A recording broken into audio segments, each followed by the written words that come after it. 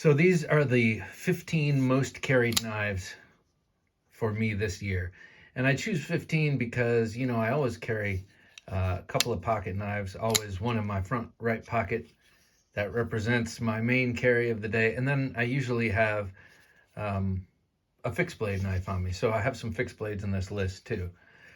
So this is the first one here. This is the Kansept Main Street, and it's designed by Dirk Pinkerton, and it's just a great svelte workhorse of a knife. It's nice and thin. I carried this a lot in my waistband. Nice and thin, but it's also feels heavy duty enough that when you do actual hard work with this, and I've done, I don't want to say like super hard work with this, but I've done some work with this knife. It feels very stout and very capable, even though it's nice and thin. It comes in a number of different colorways. I like this black and what do you call this? Burlap micarta. Really nice. It's 154 cm steel, and that's one of my favorite steels. Oftentimes there's Dirk Pinkerton's maker's mark, and it was mislabeled the Little Main Street, I think this first run of them. It's on bearings. Very, very, very smooth. Very nice. I like that thumb stud bearing combination. Very gratifying. This is a nice and sharp knife. 154 cm is a great steel. And I'm not sure how some people think Kansept does theirs, but I think this is, it's worked for me so far. So that's number one. Let's see, next up is the Emerson Tiger. Carried this quite a bit this year. I got this in the earlier part of the year on Blade Forums. Just a great secondary market purchase. This was one of those things where I was like, this is on my short list of Emersons, and I was just in one of those moods. I think the mood was aided by wine. I remember I was cooking and probably listening to a podcast that was getting me riled up, and I was in a little Emerson collecting phase, and I thought, I'm gonna log on to Blade Forums, and if there's an Emerson, I'm gonna buy it. And it was this one, and I had been looking for one of these anyway. Super sharp. You've got that chisel grind there. It's a V-ground bevel, so ground on both sides, but that final edge is a chisel edge, and you can just see how wickedly sharp it is when you look against my right hand there. Very, very sharp knife. I love, it's just yet another Ernest Emerson clip point. I love his clip point blades. This one reminds me of a broad or fat version of the CQC8, sometimes called the banana blade, an upward sweeping clip point that was one of Ernest Emerson's first tactical designs. You got the great CQC13 handle, just locks you in with these with that bird's beak. And in this, of course, it's great in every grip. Even in this, you know, some of the Emerson grips are too committal, but this one is not. This is great in this sort of reverse grip if you needed it. So yeah, Emerson Tiger also has a great big wave. So it's a no-miss deployer. As I recall, this was the main carry of Ernest Emerson when he first made it, because he liked it so much. Okay, next up is the Yojumbo by Spyderco and Michael Janich. This is the 4-inch version of the Yojumbo 2. In some ways, this design is less graceful to me. To the eye, it's something about it. It's less perfect and beautiful to the eye than the Yojumbo 2, but this thing is just incredible. I mean, in hand, it feels great. On the design as it ships, there is a little swoop up here, a little partition that separates your two fingers. I did not like that. I got rid of that. Easy enough to do, and the steel liners do not extend up into the peak that was there, so you could just knock it down with sandpaper or a Dremel. And just a great 4-inch version of that straight bladed Wharncliffe. Comes to such a super fine edge, hollow ground. It's like a pointy straight razor, and in hand it's an ergonomic dream for me with this knockdown, because this is the right distance for me and my medium-sized hands. If you have big mitts, your finger might go to the other side of it, or you might just want to sand that down, which is doable also, as the liner does not extend up into that G10 peak. I put a MXG gear clip on this, and that made all the difference too. Just, it actually feels really good in the hand too. The other clip was not a pain at all, but with this deep carry clip, it feels even better. Great knife, and also great large fidgetable knife. Not too many 4-inch knives you can do this with. Okay, next up, one I've had for a number of years now, the Microtech SOCOM Elite with carbon fiber and aluminum. I love this knife. This is my dedicated road trip knife, because it became that when I first got it, because it was the first glass breaker I had on a knife, and I decided I'd start some goofy tradition. So this is what I always drive with. But also I just carried this a lot this year because it's just a great knife. I'm interested in checking out the Reich made. Reich is a Chinese, high-end Chinese knife manufacturer. They are now making the SOCOM Bravo, which is a kind of fancied up version of this knife. And it looks beautiful, and I know that Reich knife makes great knives, but I know it's going to stick in a lot of craws across the land that Microtech is farming out work to China. I'd still love to see it. Who knows, may even like to own it, I'm not sure. But one thing that they did is put the clip tip up, which is it's the only complaint I've ever had about this knife. Plus, I've always felt like the balance on this knife is just slightly blade forward. It's probably right here, the balance. And I feel like with the clip in the back, it would just make it just perfect in terms of balance as well. But I just love this knife, and to me, this is the most beautiful Tanto that Microtech has ever made. I love this Tanto, this exact one. Beautiful knife, great. This was the first bearings knife I ever had. I didn't even know there were bearings in there. I just thought it was curiously smooth. Next up is the TRM Atom. And I have two Atoms, and I carried the first one a lot in the first part of the year, and then I got this in August. For the second part of the year, I carried this a lot. This is a special knife to me because it was made available to me through Marianne Halpern, of TRM Knives. And she gave this to me for a low cost. It's rare that they put these DLC Atoms out, and there were some issues with the coating on this one, so this is a factory second. You can tell by those two dots next to the USA. And so she sold this knife to me at a very nice price, and then she added these beautiful GL Hansen & Sons Gcarta. I love that green and purple. So a special knife to me. It's a sentimental knife, but outside of all of that, you don't care about that. What you care about is how good this knife is, and it is really good. It is. Let's look at this again against my hand. Look at how thin it is. I mean, it's very finely ground. The edge is perfect. Very sharp. This washer action is just super smooth and sort of hydraulic. I like that term. That term works for me.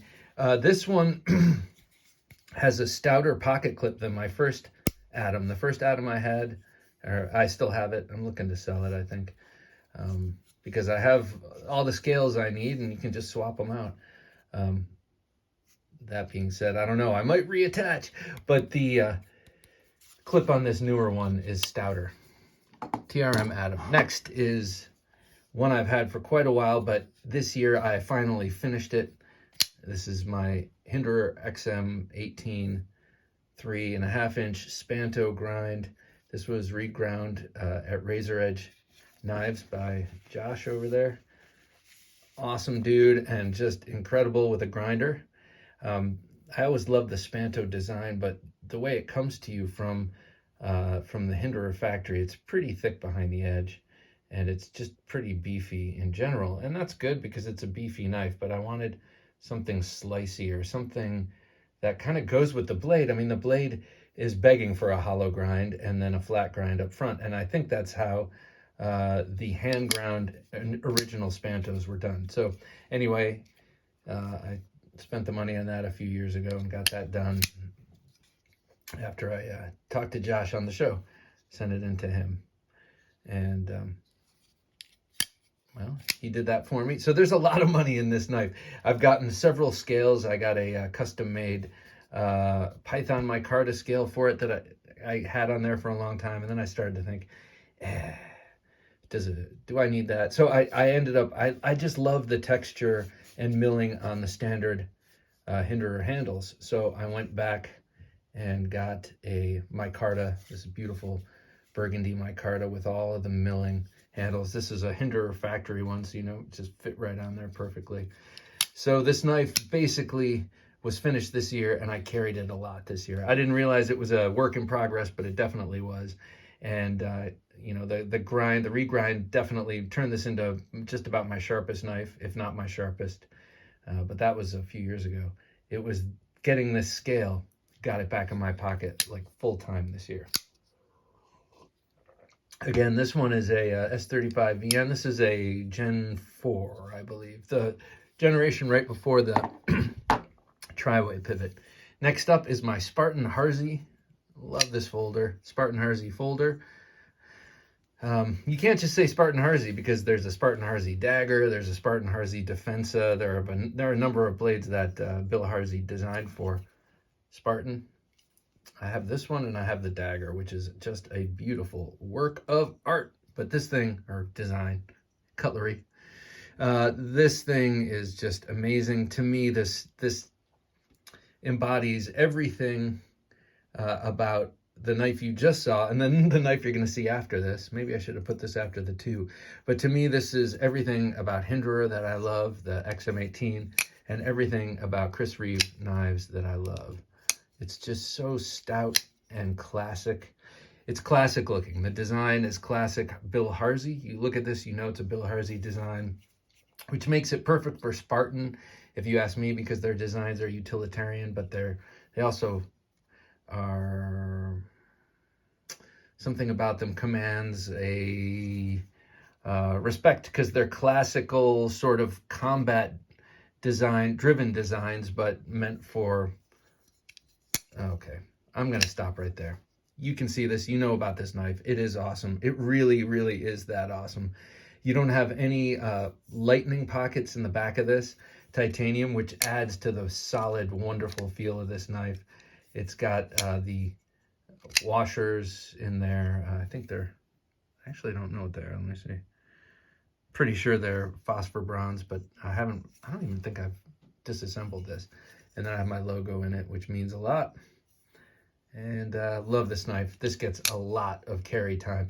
I would love to have this reground too and have it hollow ground, but I don't know.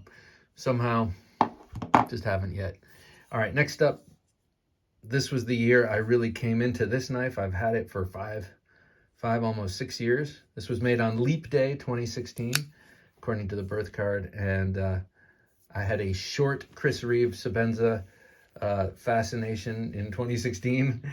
I bought this with the black Gcarta inlays, and then I didn't carry it much. And it just sort of was a safe queen. And then this year, I really started carrying it a lot. After I got an edge put on it, nice Jared Neve put this on by hand. After I got that edge on, I just wanted to carry it more. And I love this. I love this knife, and I've really grown to appreciate its design. Simple as it may be, I used to say, oh, it doesn't get my heart racing. But this is a classic beauty, as opposed to, the Foxy Mama of the Month. This is a classic. This is your Marilyn Monroe. This is your Rita Hayworth right here. And well, anyway, Rita Hayworth cuts really wonderfully. I love this super fine hollow grind and the way they do this sharpening choil here. You can keep grinding this, with that sharpening choil and with the depth of the hollow grind. You can keep grinding this for a long time, and you can remove a lot of steel and still be able to have a cutting edge on this awesome knife. That's 35 VN as per usual. I guess now they're doing them in 45. All right, next up was a knife I got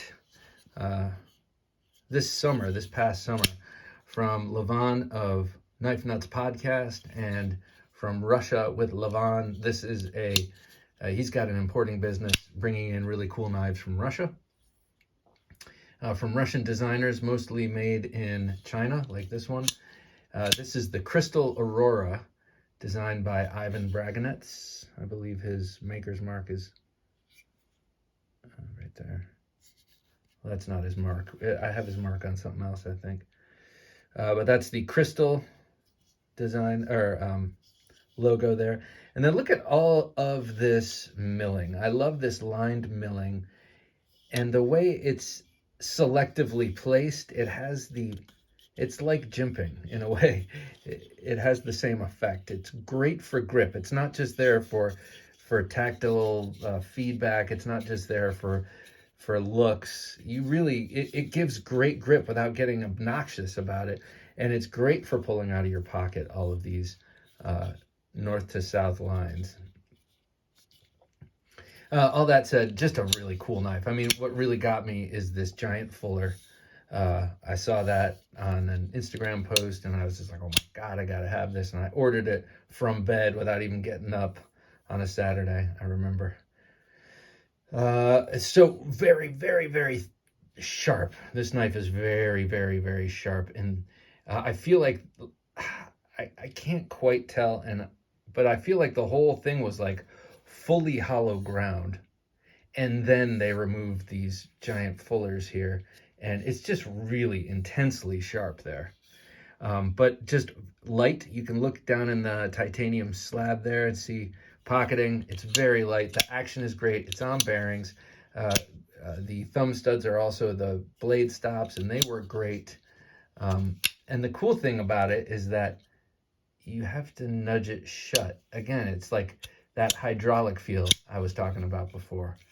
Like, comes out like on bearings, and then it goes in more like a Sebenza. And I don't know how they did that or if that was on purpose, but it's very pleasing to me, as is this whole damn knife. Great pajama knife, great shorts knife. All right, last folder of the bunch. Yes, the Demko AD20. Carried this a lot this year. I got it in the summer and insisted on carrying this in some shorts. It is a bit of a beast. It's a thick, heavy duty, beautiful knife with this incredible shark lock. This thing is just so cool. It's very strong and also has the fidget factor, of course, just like for days. The jimping on this thing it depends on it, and it's excellent. Here, it's for, on the back of the shark lock, it's good for a thumb ramp for this kind of saber grip thing here. Grip thing, you know what I mean, saber grip. Or, but to pull it back and to actuate it, you just grab that jimping. These little fine jimps are perfect. They grab your finger, falls in beautifully. This jimping is bigger and works great. Doesn't kill the thumb, but would also work great with gloves. You can choke up here. You don't even feel that shark lock. I mean, let me squeeze really hard. Yeah, you see the indentation a little bit, but it just fits the hand. This is the thing when I first was introduced to this concept of the shark lock. I believe it was on the first TheKnifeJunkie podcast that he was on. By the by, go check it out. I thought, it's going to be in the way. It's going to be like a secondary lock on so many folders that have come and gone. But no, somehow they have designed this. He has designed this perfectly. I guess this has something to do with it, but designed it perfectly so that it just does not get in the way, even when you choke up. Now, all that being said, it's not like I've processed tons of wood with this knife in this position for a while. I suspect maybe that would start to grate on you a little bit, but with gloves, I don't even think you feel it. It's got this beautiful burgundy scale. I've been really getting into burgundy, and I don't like to be goofy and thematic like that. You know, like I had a wonderful friend and secretary or executive assistant at work. She was not my executive assistant, but she was someone that I dealt with a lot, and everything was purple. And she was such a wonderful person, but I was always kind of like, everything purple? Well, I'm starting to feel like her. Deb, your influence has rubbed off, because I just want burgundy. I love burgundy on my handles. All right. AD20. Now, with the fixed blade knives, Alex Steingraber Shark in Crewwear. I carried this a lot when I first got it. Well, for about the first few months after I got it, because this is a fixed blade knife that carries very easily. And I didn't even carry this one my normal way, which is in the 3 o'clock position in the waistband with the edge facing forward like this. Here's the outside of my waistband. I did not carry it like that. I carried it on the front. It's just the right size. It actually blends under a sweater or chamois shirt or something like that. And but it's so useful. This knife is incredibly ground. Alex Steingraber can you can even hear it. He can grind a knife to beat the band. CPM Crewwear.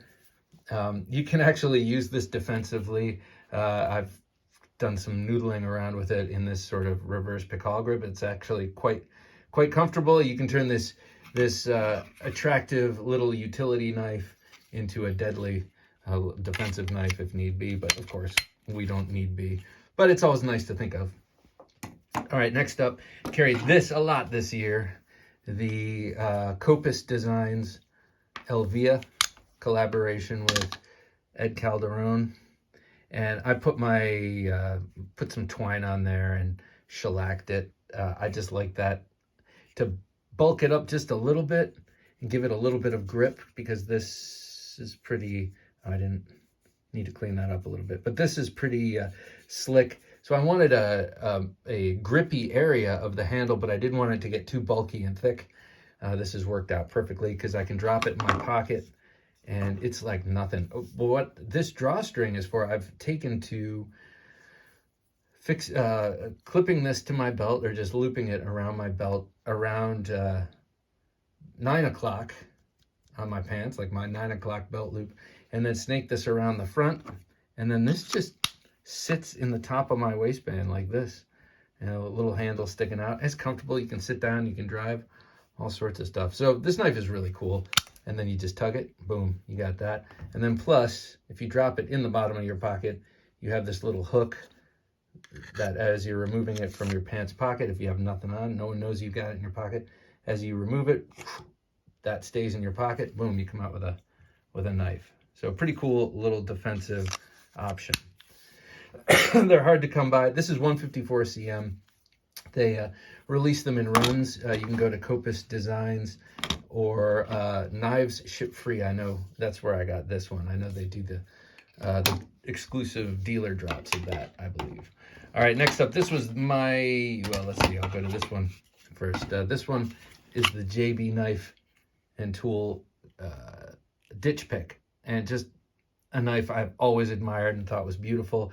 I happened to be there on time for a drop and got in on it, and he was offering double edge, and I said, yes, double edge mine, please.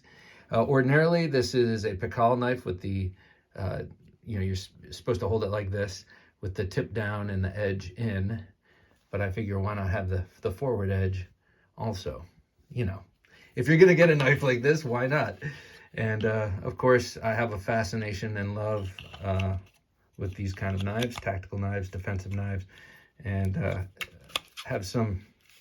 have quite a bit of martial arts training with them, but I've never been in a street fight with a knife, and so who knows, you know? But it still fascinates me, and I still love these kind of knives, impractical as they may be.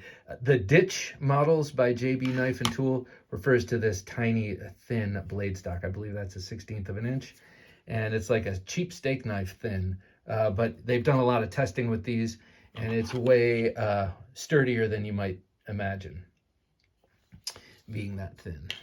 proudly Texas made.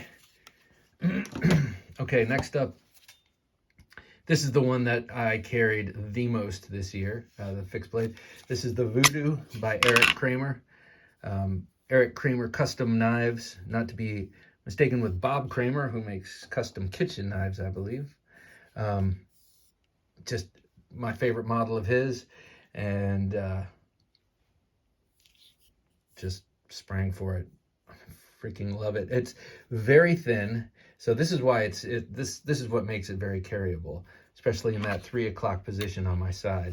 It's very thin, it's rounded, it's got a short enough handle that it's not some giant handle sticking up, but important is that it's rounded and it doesn't stick in my ribs when I'm driving, and it doesn't, you know, interrupt the flow of my love handles when I'm just, you know, being.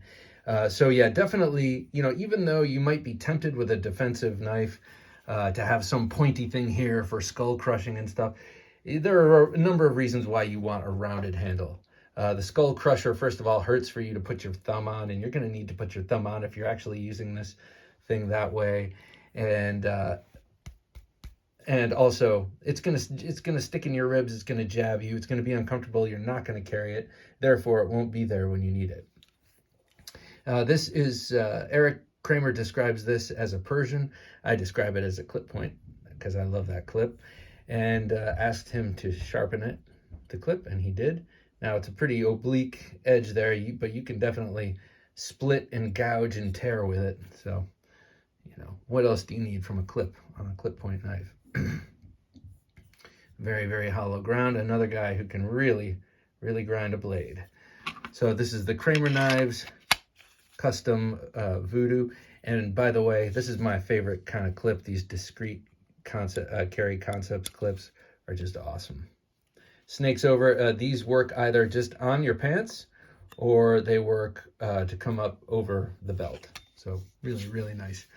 Lastly, I have a feeling this is going to be my most carried next year because I got this recently. I've been carrying it every day. This is my Hogtooth Knives EDC Tanto. There's Hogtooth Knives.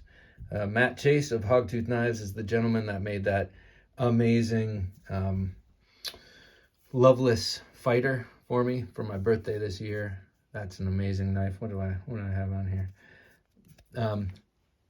Let me see if I can rub that up. Okay, so yeah, this is a great knife. I saw a viewer sent me an email saying, check out what I got. I know you love this guy. And he was in the New England Knife Show.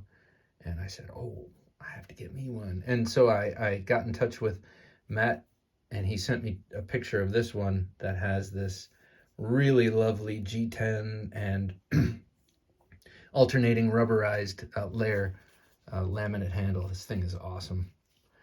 Great knife, very, very sharp, hollow ground, 154 cm. Just this thing, I used this to do feather sticks one time, and it was amazing. And it beat all of the options I had brought out, thinking, you know, more outdoorsy options I was gonna feather stick with before lighting it with a Bic for the family fire pit. This thing is killer, and a great sheath too.